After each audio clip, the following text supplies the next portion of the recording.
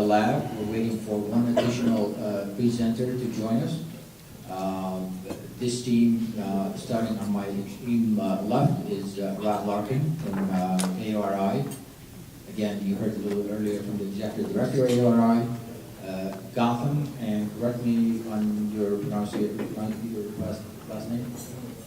Gotham Bimori is conducting research at the Marshall campus, right? For now, with AORI.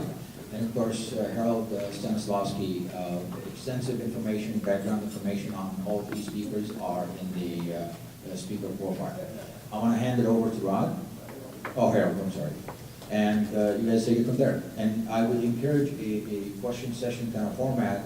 And again, we're trying to learn from you on how you can help us plot the course, if you will, for building our own lab, finishing our own lab. Well, thank you, Abraham. It's a pleasure to be here. Harold Stanislavski from the Ag Utilization Research Institute. I'm way up north from here in Fergus Falls, so I came down here to warm up. But the first thing I want to say here is I want to say a big thank you to the students. Can we give them a round of applause? I'll tell you, I was just so impressed. I was so impressed with the students when I went around into the poster session over there and just talked to some and how articulate and how just how knowledgeable they were on what they were presenting. And the three girls, I think they're sitting right there. One said she wanted to be a doctor, and the other one a heart surgeon, and the other one a chiropractor. I mean, good grief. This is just fantastic. Congratulations, you keep it up, and there's a job for you, for sure. The other folks I want to thank here is the leadership of Worthington in this biopark. I can tell you, I spent nearly a decade in economic development, and economic development is hard work. To try to make something happen takes an awful lot of things coming together. So, can you raise your hand? I thought I met some people from the city council here in Worthington last night. Can you raise your hand if you're on the council? That gentleman over there and another one there. Folks, and a third one. Okay, I want to really thank you guys for the support and the teamwork that you've given here in Worthington to make this all happen. I used to come through Worthington years ago, and this facility wasn't here. These buildings weren't here. There wasn't cars and pickups parked in front of these buildings here, and the jobs that have been created. You've created something here that you've got to be, I'm sure you are extremely proud of. And I want to thank Abraham for his leadership and his good cooperative spirit with us at AURI, and also Brad from the city, just tremendous. You need good people in those positions to make things happen, and then all of the people that preceded them and so forth that helped. So that's good. The other thing I just want to thank is because I've spent a good part of my career in education and extension with the University of Minnesota, and I'm the chair of the advisory committee for M-State, the MnSCU system up in my neck of the woods in Moorhead, Detroit Lakes, Wadena, and Fergus Falls. And I was very impressed with MnSCU and how all of the staff and so forth is working in this region to, create a qualified workforce. It was just absolutely fantastic, and I really mean that because it means a lot. And the fantastic work that the Extension Service just did here, making their presentation on the STEM with the 4-H and all of that. That's just fantastic. Now, why is AURI here, and why did Abraham invite us? Well, it was more than just to have a nice lunch and all the rest of it. There is a dream that we want to have the laboratory facility that is kind of a shell sitting there right now fulfilled. And Abraham, I've come to the conclusion that this laboratory can't happen unless you build an enclosed walkway between this center and that building. Because it's way too cold today to walk out there. But that aside, that is a fantastic thing. And I will tell you, I feel very, very confident that it'll take a little time, but that laboratory will be completed, and it will bring more prosperity to this region. And speaking of that, with AURI, we work in 4 areas predominantly. And I'm a project development director, so I go out throughout the whole state and I meet with businesses and entrepreneurs all the time that want us to give them technical and non-technical assistance, either in our laboratories or just on a face-to-face visit with the great networking and sourcing that we do. And those areas, of course, they deal in four of them. One is renewable energy, and that's the whole gamut of ethanol and biodiesel and anaerobic digestion and all of the things that come that are included in that area. And they have laboratory needs, some of them of which they do in-house and other ones which they outsource. And now that I have seen Abraham's survey, where he's actually interested in contacting the businesses of this state and the region, saying, what kind of services do you need, what kind of gaps are around, and how could potentially this lab here fill those needs in some sort of way. I'm on the lookout, Abraham, for that. And we're going to let you know what we find out. The other one is in the bio-based area. This is taking crops like soybeans, for instance, as an example, all the components that the bean can produce that are bio-based. And I just want to make a plug here. On April 20th, we are having a bio-based road forum. And if you're with the council or if you're a county commissioner, one concern is how on earth do we deal with all of these deteriorating roads in the state of Minnesota? And is there something we can do that can extend road life? And it just so happens to be that on the 20th, we are bringing in some major players in this area in the sealants, rejuvenants, and modifiers that all use patents that they have with soybeans to accomplish extended road life. And I'm just so excited about this workshop because it means a lot to our state's farmers, who we need more utilization of soybeans. And so I'm very excited to work on that. We're also going to be talking a little bit about corn there as well, because some of these products use a lot of corn oil in their areas too. So if you have, and I'm sure you don't in Worthington, any potholes, any cracked pavements, you want to come to this forum and visit with the patent holders of all of this technology. And Abraham, for you and for Brad, what I see there is you just don't know if there's opportunities that these companies need for laboratory analytics. And that is something I think we need to look at. The area of co-products is the third one.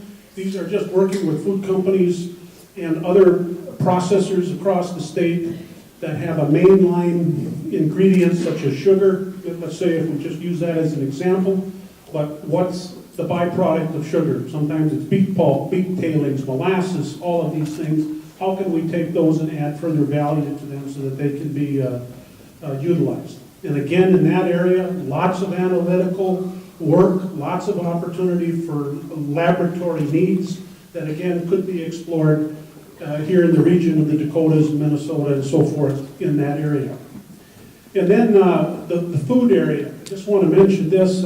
It's AURI's biggest areas in food. There are so many food entrepreneurs in the state. And you saw what Shannon here presented, that just about every region food rises to the top, either in processing or in other ways. That's how the economy works in these regions.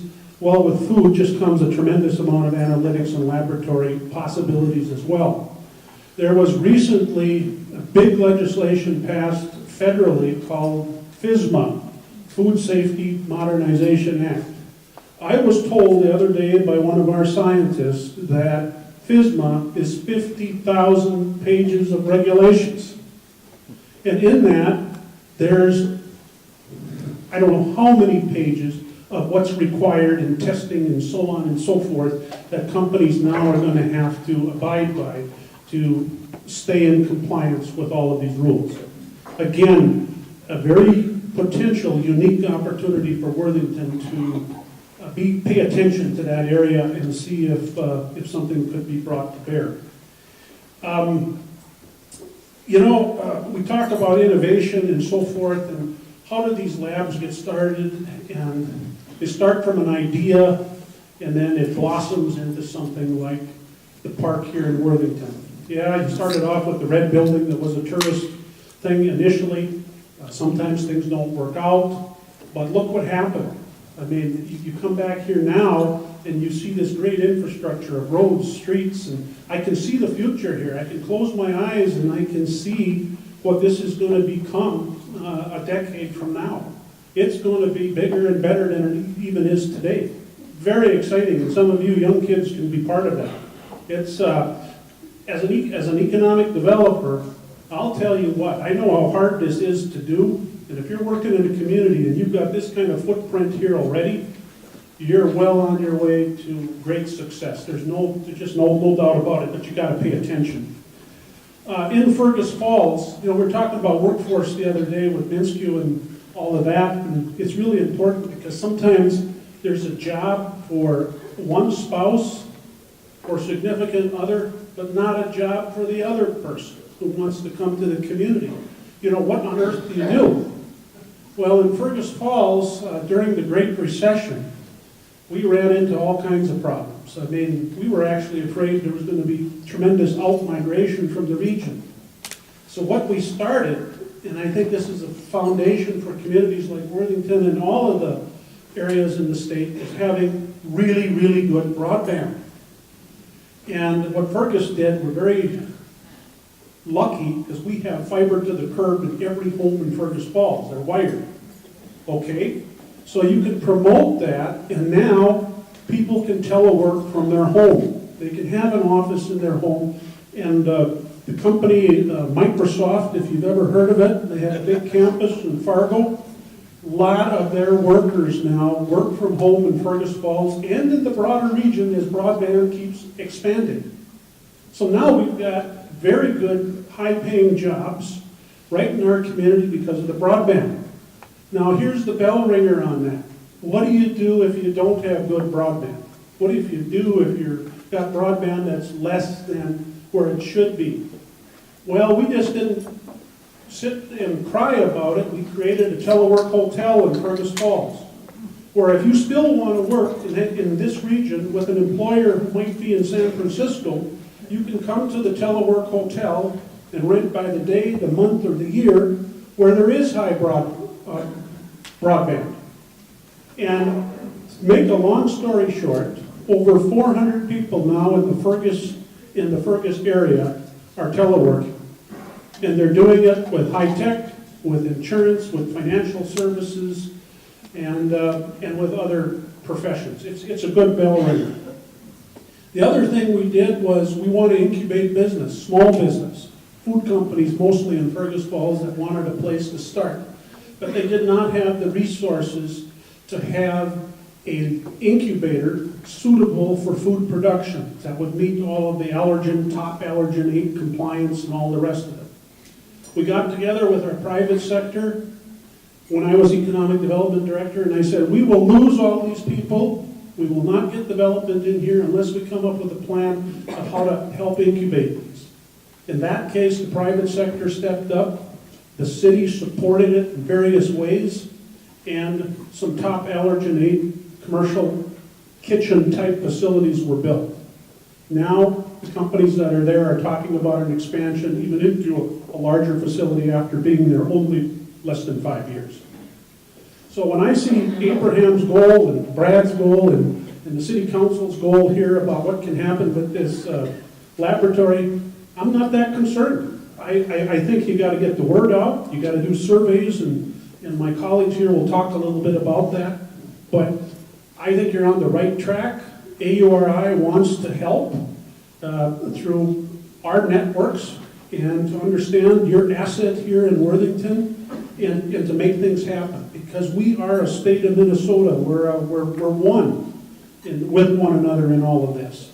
And the nice part about my job now versus when I was economic developer in Fergus Falls is I don't have to just look after Fergus's interests. Hopefully there's nobody in Fergus here now. But I'll tell you, it's really fun to look at everybody's interests now and say, who's got what it takes to succeed as we go forward? And I think Worthington is one of those. So saying that, I'm going to turn it over now to our Director of Research and Development who runs our labs, and he's really got the formula to move forward. So I'm going to turn it over to Rod Larkin.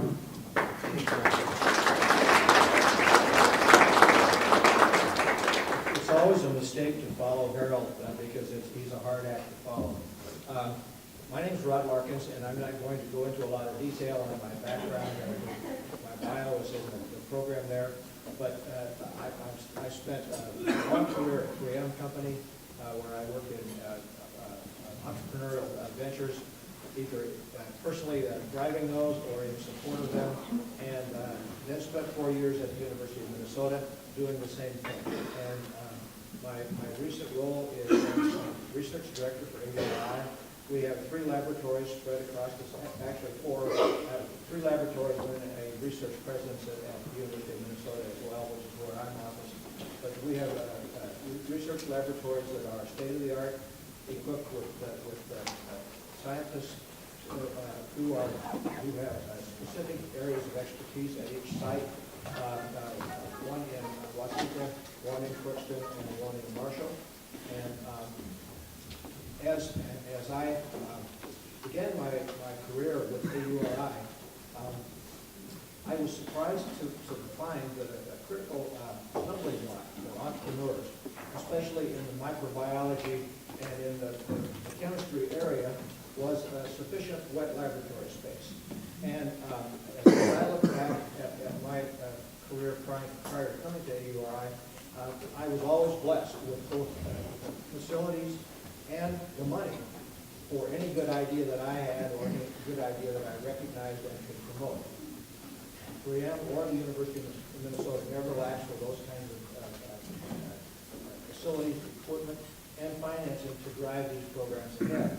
But as I worked with small entrepreneurs in rural Minnesota, one of the key stumbling blocks for anyone who wants to try to go forward with a chemistry, food, or microbiology program is wet lab facilities.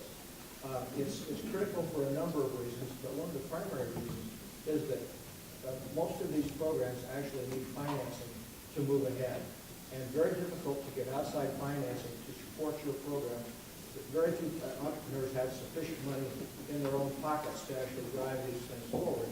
And so what investors are looking for is intellectual property. And you don't generate intellectual property unless you have a laboratory where you could do your experiments ahead of time. And so it becomes a huge stumbling block. It's a stumbling block to the point that the AURI board and my boss, Shannon Schleck, agreed to actually make some of AURI's facilities and some of our scientific time, our analytical time, available to what we call resident entrepreneurs. In other words, we will identify an entrepreneur who has a good idea and actually invite them into our facility. We'll provide a home for them for a short duration of time while they develop their reduction to practice of their invention.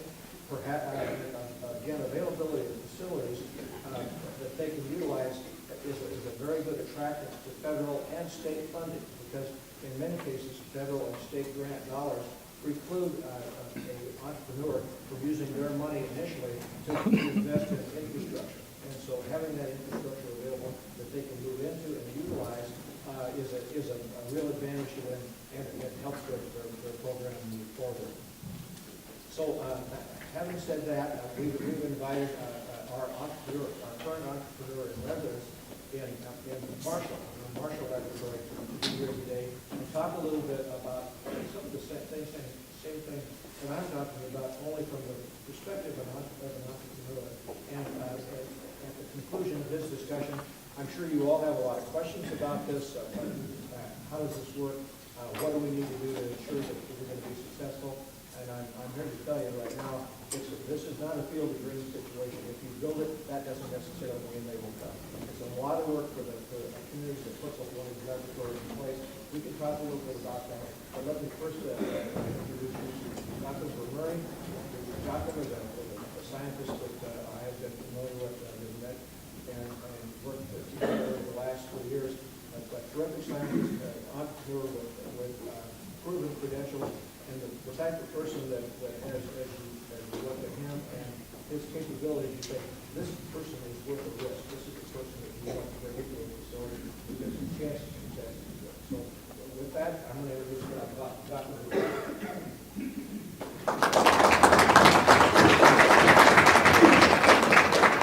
Thank you very much, Rob. That was a very kind introduction, and you set me a very high level. I hope I meet the expectations. So, yeah, I'm the guy who's trying to get ahead in the life sciences and being stumbled and met with roadblocks and had a lot of problems getting ahead until first the university came along to help me out, and now it's the AURA facilities. My name is Gautam, and by training I'm a chemical engineer. I started off as a professor in Sweden, and I was teaching chemical engineering, reaction engineering, and transitioned into the biology and life sciences, and believing that life sciences and biology were the thing of the future. And I did see a commercial opportunity, and I wanted to exploit that, and so I made the transition from academia into the industry. And it was not as easy as I thought it was, and being in the university, you would think that everything is, or maybe, maybe I was naive, and I thought everything was possible, and things that were fantastic in the lab could easily be transitioned into the real life and be made commercially successful. And that was when I hit that hard reality. That's not the case. And one simple thing is that life sciences is newly developing, and unlike other disciplines like math or physics or chemistry, where the laws and the fundamental principles have been established for 300-400 years ago and have been practiced, they don't exist in life sciences. They don't exist in biology. We are still struggling with establishing the similar laws of nature in biology. So biology is definitely an emerging field. It's something that's going to develop, in this century, and we are experiencing the growing pains. And unlike some of these other products, from a commercial standpoint, from a business standpoint, unlike some of the other products where businesses where people come up with a product, and typically you would see it on a grocery store shelf or on a Walmart shelf in 3 months or 6 months. The project in biology is not anywhere close to that. There's a lot of pain, there's a lot of patience involved, and more importantly, one has to be passionate enough to develop something like that. And it requires patience, it requires resources, it requires the right kind of an attitude, and more importantly, it requires a lab space. And lab space was one resource that is severely lacking, and in general in Minnesota, and definitely in the Twin Cities, and also wherever there's a big university. And I'm comparing this with some of the other larger cities where life science is active, equally active, if not more, and they have incubator facilities. And people have been talking about having an incubator space, providing resources, lab resources, wet lab resources to entrepreneurs, and I have not seen any of those coming to fruition. And so I was extremely thrilled and happy when Abraham met up with Abraham crossed paths, and he mentioned that he is on the endeavor to start some lab space. So I'm extremely thankful to him for inviting me here and introducing myself and provide a different perspective as from the other side of the project, as Rod had mentioned. So with that, so be happy to take any questions, by the way.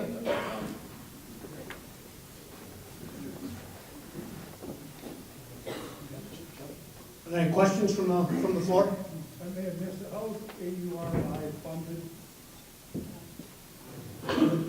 We're funded at about an 80% level by the state of Minnesota, and it's our job really to provide these entrepreneurial support and services to the state of Minnesota. Focuses on agriculture and value-added agriculture. So you submit a budget every year to the lid or every biennium? Biennium, correct. So you take a royalty back, like this guy starts a business, you take a royalty back? No, that's one thing that is, it's really an exceptional value because our services currently are free of charge. As an example, as we work with food entrepreneurs, the services that we provide for food entrepreneurs, helping them with their labeling, doing testing on ingredients, microbial testing, for example, all the analytical work,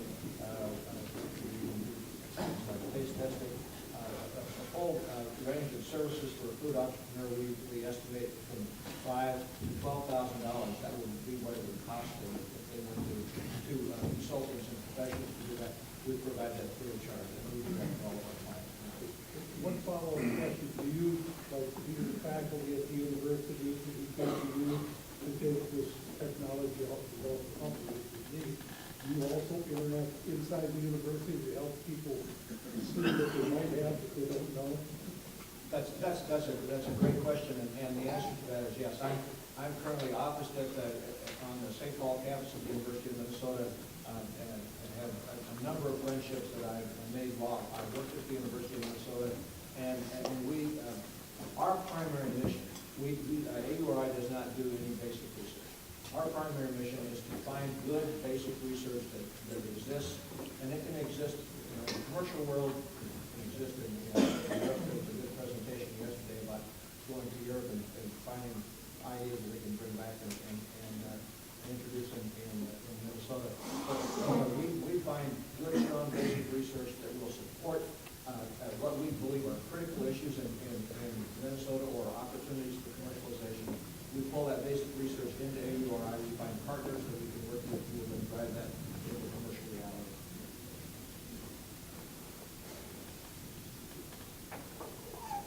Are there any other questions? Besides the wet lab space itself, are you considering, or in other places that you've done that, do you have an instrumentation for the scientists to use that come into that space that they work in?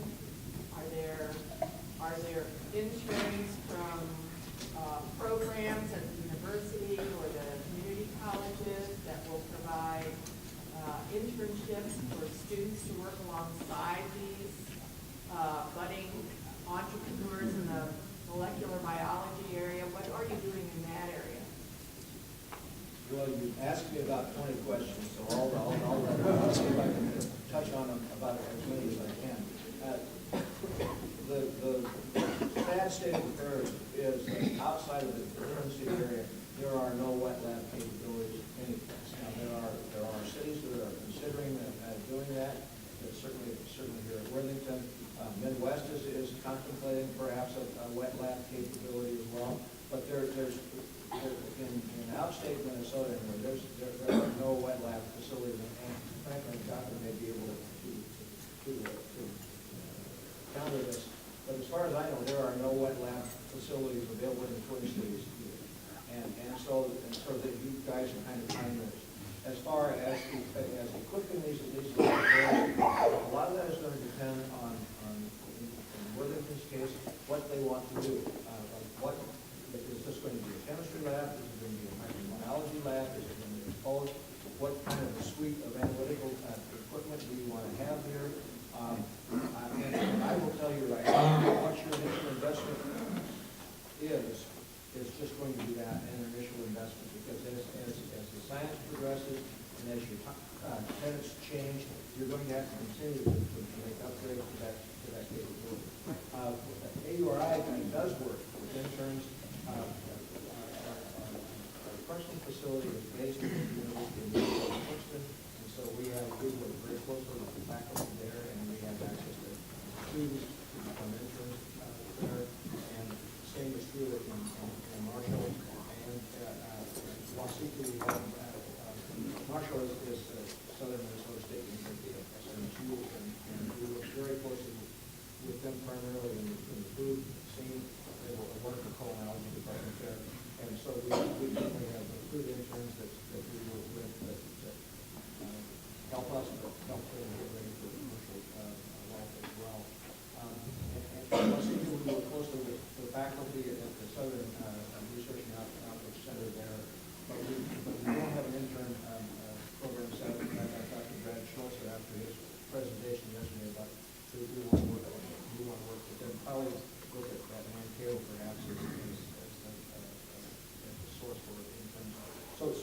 So interns for these facilities is a reasonable expectation, but that would be up to Worthington to put together. That would, you know, and either I can advise you guys on this, but it's going to be kind of what's your vision if this goes forward. I don't know if it's a question for you or Abraham or whatever, but let me see if I'm from Kansas and I'm in whatever. And we do, because we're in Kansas City area, we do a lot of things cross state lines between us and Missouri, obviously, because it's our region. Have you guys thought about doing something regional? You're so close to South Dakota and Iowa that I would imagine a lot of the stuff is similar in this area, that if you wanted to increase your funding, getting an interstate kind of regional colloquium kind of thing together. Twofold thanks, Lauren. I mean, if I may, on the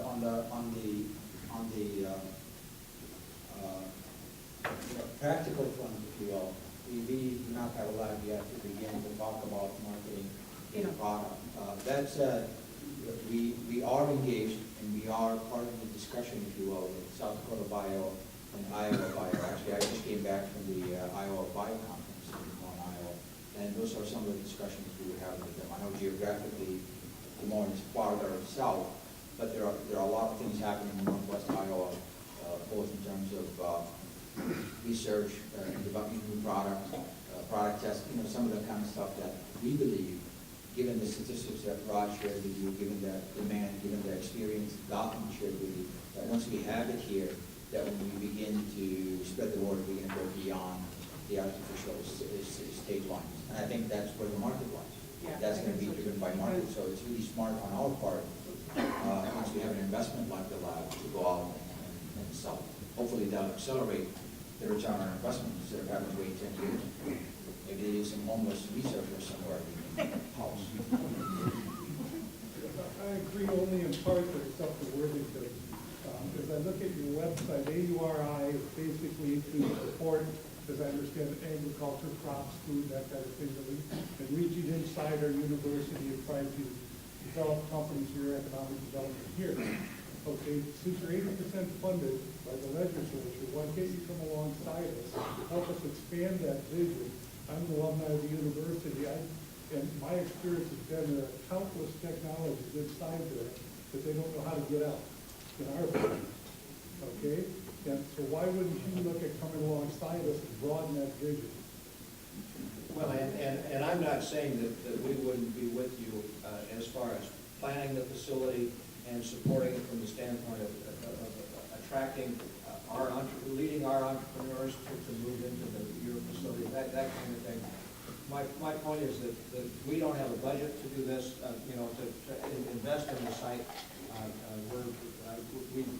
That's out of the question. We have a hard time doing what we supporting the facilities that we have. But we certainly would be involved in helping you plan the facility. Once the facility was set up and running, we would direct clients to this site. This would be exactly what our entrepreneurs are looking for, as far as a place to go to do their early development work.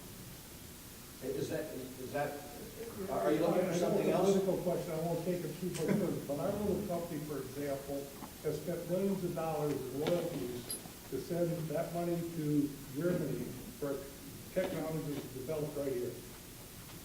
Now, that did help us some. It did. Okay?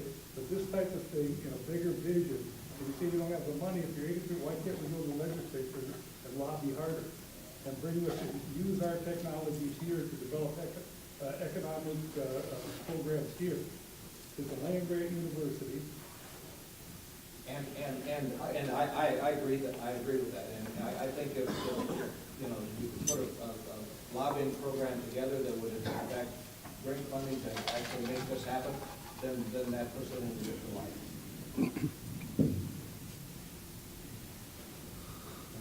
Yeah. Any further questions? Where's the closest wet lab presently today? If I want to go to a wet lab, where do I go? Probably our facility in Marshall. Okay?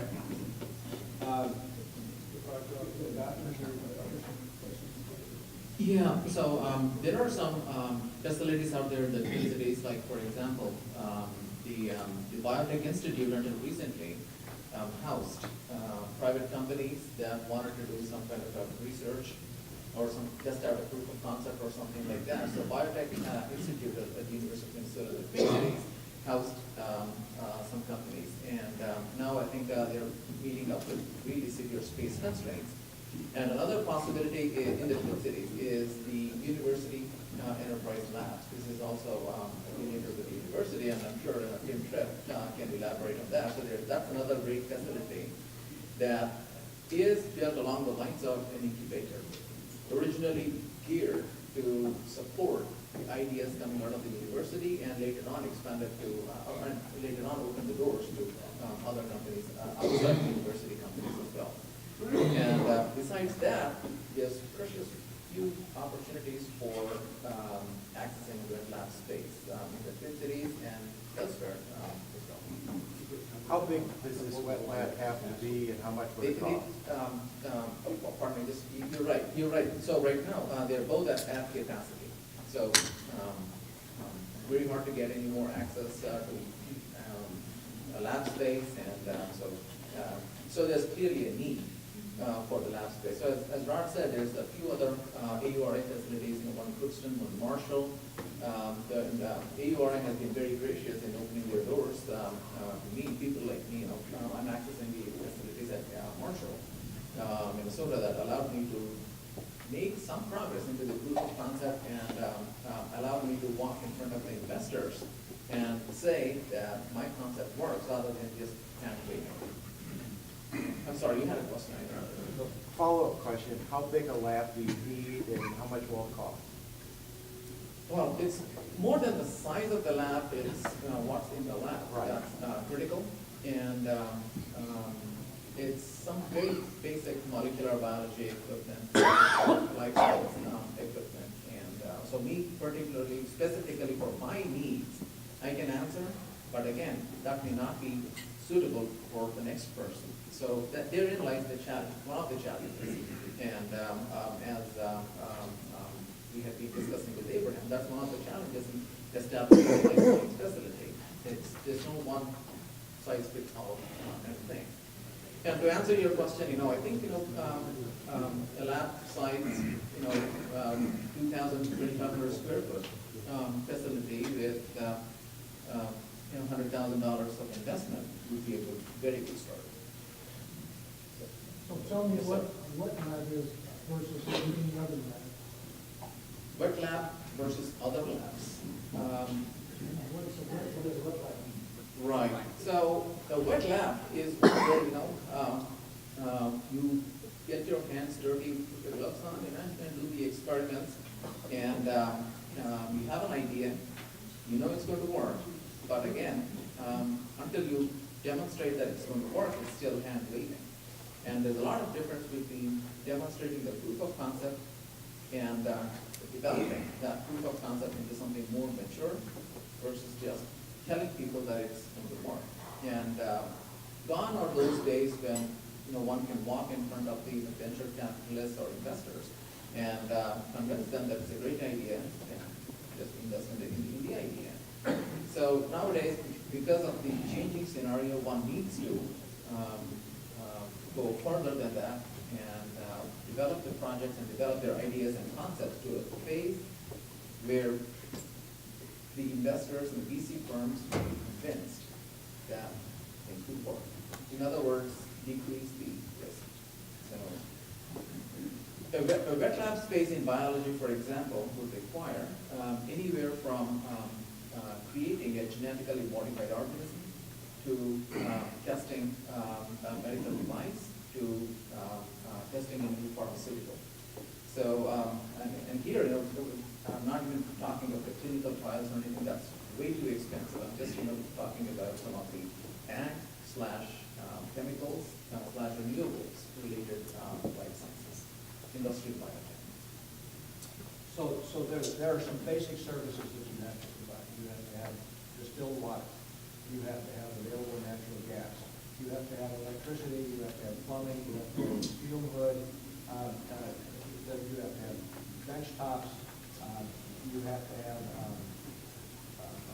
good waste disposal and management, you have to have safety features, you have to have eye wash, hand wash facilities. So there's there's a list as long as my arm of the basic capabilities that a wet lab has to have. It's the difference between a chemistry microbiology laboratory and the science that drives that from electronics, for example. You can do an awful lot of research in electronics or software in your garage and even in your office at home. You cannot do that with chemistry or microbiology. You have to have a standalone facility. The expense is too great for an individual to do that themselves.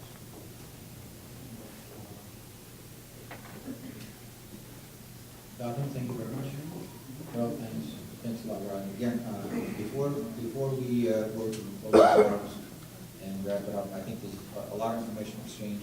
We have probably a clearer understanding of what it is we need to do, working with Brad and the city and everybody else involved with RDC to get this project done. And I think last time I heard the mayor talk to me and Jason and a couple others, basically he said, get it done. Get the lab done, or get it done, whatever accent he used. But we're gonna get it done, and we have a mandate. We want to do the right thing. And again, it's not, like I said, this is a long-term investment, judging from those guys shared with us.